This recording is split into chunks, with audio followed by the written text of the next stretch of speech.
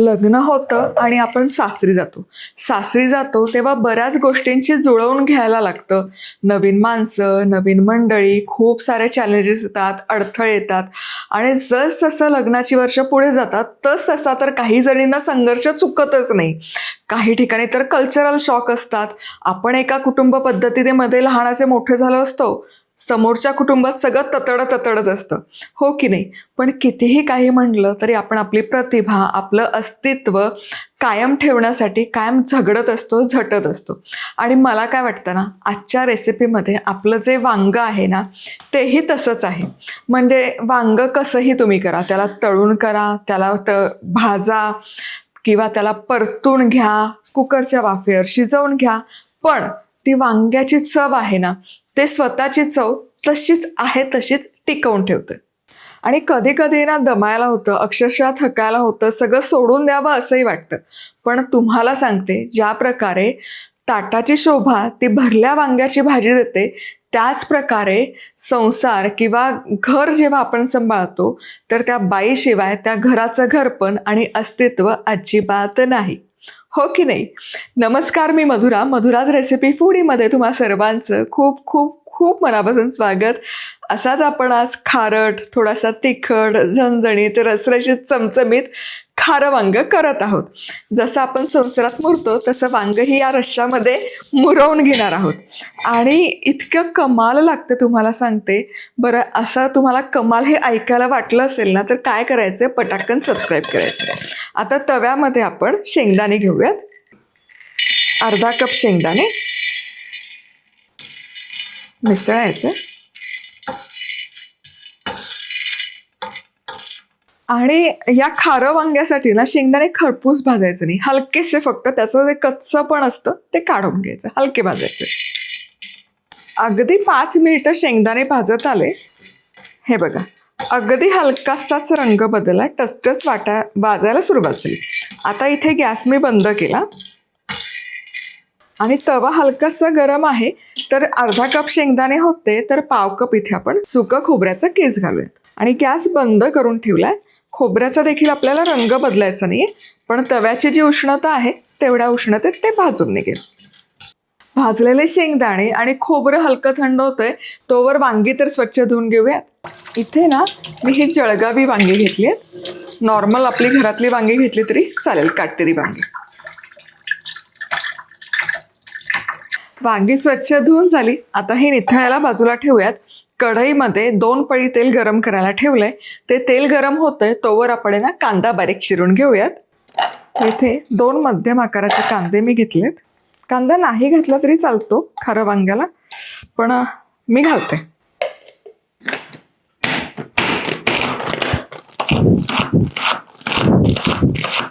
चला, कांदा बारीक चिरून झालाय.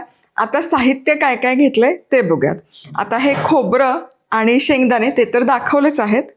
त्यासोबतच हा बारीक चिरलेला कांदा, भरपूर कोथिंबीर, 10 ते 12 हिरव्या मिरच्या, अर्धा चमचा जिरं, 8 ते 10 कढीपत्त्याची पानं, 1 टेबलस्पून धनेपूड, चवीपुरतं मीठ, अर्धा चमचा हळद, 15 लसूण पाकळ्या.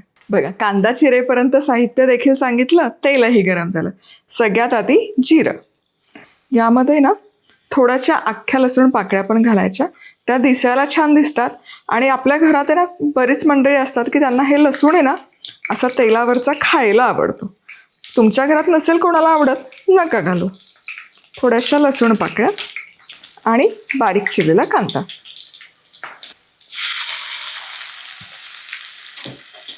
मिसळायचं आणि हलकासा बदामी रंग येईपर्यंत कांदा चांगला परतून घ्यायचा.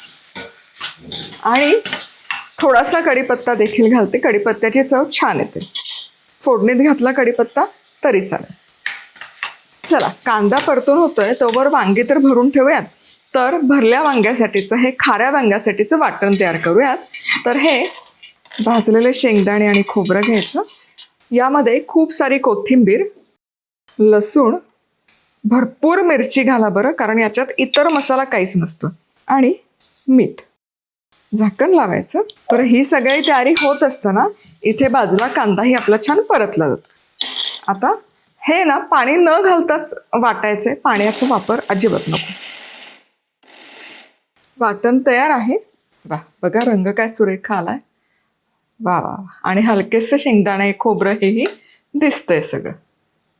चला आता हे वाटण आहे हे काढूयात एका डिशमध्ये. आता वांग घेऊयात. ठेवलं अख्खं देठ तरी चालेल, की हरकत नाही. आता वांग्याला मधोमध्ये ना अशी चीर देऊन घ्यायची. हे बघ. आणि हे पाण्यात वगैरे ठेवायचं नाही वांग. काय होतं, त्यातले जे पोषण मूल्य आहेत ना ती पाण्यामध्ये उतरून जातात. त्यामुळे जेव्हा तुम्हाला मसाल्यात भरायचंय तेव्हा चिरायला घ्या. आतमध्ये एकदा चेक करा. हे थोडं किडकं आहे बघा, त्यामुळे हे मी नाही घेत. पुढचं वांग घेतलंय. कायम असं आत चेक करायचं, किडकं असेल तर ते नाही घ्यायचं. आता याला आतून मीठ लावायचं. खारं वांग आहे की नाही, मग आतून याला मीठ लावलं पाहिजे, तेव्हाच त्या वांग्याची चव कमाल लागते. आता हे जे वाटण तयार केलंय हे लगोलग यामध्ये ठासून भरा, म्हणजे वांग काळं पडणार नाही. मीठ तेवढ्या करताच लावलंय.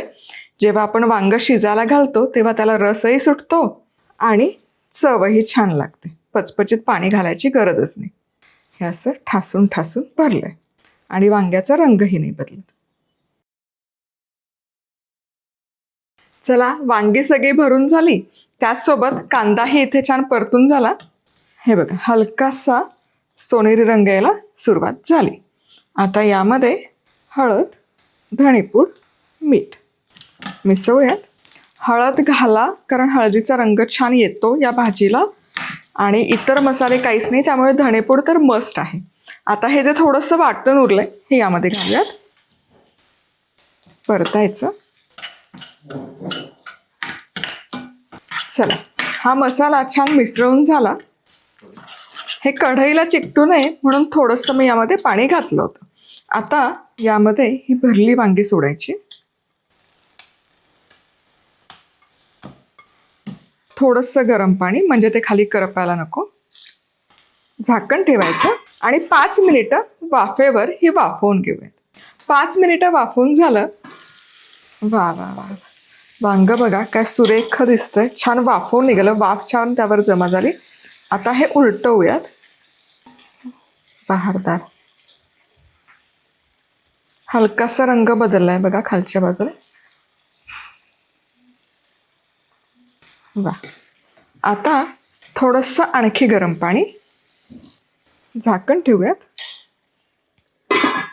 आता मात्र 10 ते 15 मिनिटं वाफेवर हे छान वाफवून घ्यायचे. मध्ये मध्ये 5-6 मिनिट झालं की झाकण काढायचं, पुन्हा मिक्स करायचं, परत झाकायचं. असे एक 15 मिनिटाचा कालावधी लागू शकतो. चला, इथे ना बरोबर एक 7-8 मिनिटं मी वांग वाफवून घेतलं. वा, काय दिसतंय बघा. आहा हा, रंग तर इतका कमाल आलाय. पुन्हा हलकंसं मिसळून घ्या, म्हणजे काय ना खाली चिकटलंय वगैरे ते एकदा चेक करायला बरं पडतं. पण नाही चिकटलं, छान राहिलं. वा, असं उलटवायचं, म्हणजे ते सगळ्या बाजूने सगळ्या दिशेने छान भाजलं जातं. बहारदार. पुन्हा झाकण ठेवायचं. ऑलमोस्ट शिजलेले आहेत. आणखी एक 7-8 मिनिटं फक्त वाफवून घेईल. चला, इथे वांग छानपैकी टोटल आता 12 ते 15 मिनिटं वाफवून घेतलं.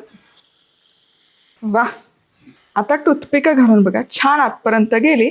याचा अर्थ वांग मस्त शिजलेलं आहे. येस, ओव्हरकुक करायचं तर करा, पण हे माझ्या दृष्टीने परफेक्ट आहे. कारण शूट असतं की नाही, मग ते पुन्हा शिजतच राहतं माझ्या इथे. गरम गरम वाफेचा शॉट घ्यायचा म्हणून मग मी आता इथे या स्टेजला हे बंद करते. पण बघा काय दिसतंय, रंग काय सुरेख आलाय. आणि अगदी बेसिक मसाले आहेत, पण वाफ कमाल दरवळतोय. ही मिरची मी अशीच ढकलली आहे. लाल म्हणजे हिरवा आणि लाल हे कॉम्बिनेशन खूप कमाल दिसतं म्हणून. चला, खारं वांग तयार आहे. कसं खायचं सांगायची गरज आहे का? गरमागरम इंद्रायणी बाफळता भात आणि हे खारं वांग मला प्रचंड आवडतं. पण तुम्ही भाकरी पोळी बरोबर वगैरे खाऊ शकता.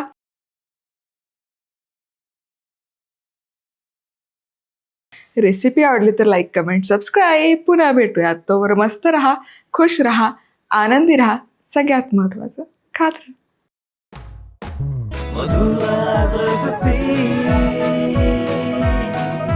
मधुराज रेसिपी, महाराष्ट्राची अस्सल चव.